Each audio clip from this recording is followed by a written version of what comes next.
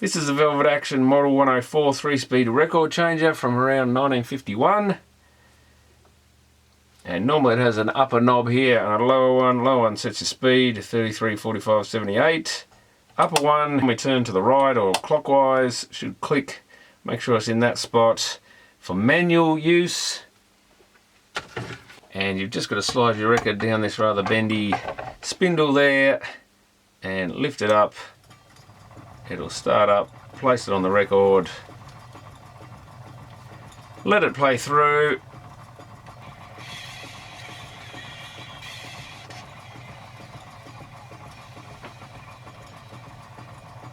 And I don't think this actually even puts the arm back when it gets to the end of a record.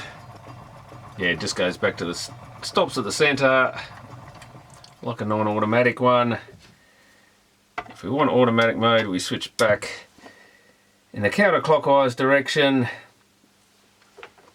and again we can just start this up, play our first record, and this will automatically play another record once it gets to the center of this one. And put more on the stack. We want to sit them on this little ledge on the spindle, as well as these two little indented bits on the arm there, and then we put the, I think they call it a counterweight or something there. And I'll just speed this up so it actually gets to the end of the record.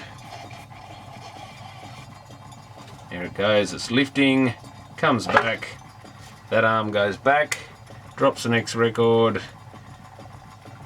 and our arm lands on there. And if it had a good stylus it would follow this nicely, but this one's not the best.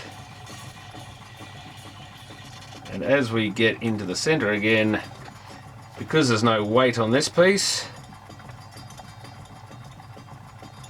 it should shut off. There we go. So if there's weight on there, it'll try and play another record. If that pops up like that because there's no weight on it, it will actually just end like a normal record player. So it can play, I think, up to 12 records or so. I guess the thickness of that spindle, you can stack multiple on there and it'll drop each one. And yeah, each record sits on this. We need to get that weight out of the way when we're not using the automatic features. The spindle has to actually go down through a hole in there. But we can sit that back up again, sits on this. It's a rather interesting angle. And if we start that up again, oh, we've got to press that. We can press that to start it. And I think that just starts the switch up. You've still got to manually put the arm on. That pushing that bit down bypasses the power switch so that this thing can keep running even when the arm comes back. Because normally it would go back over here, it would turn off. So we'll just speed up that side of the record. Again, that drops thanks to that arm moving backwards.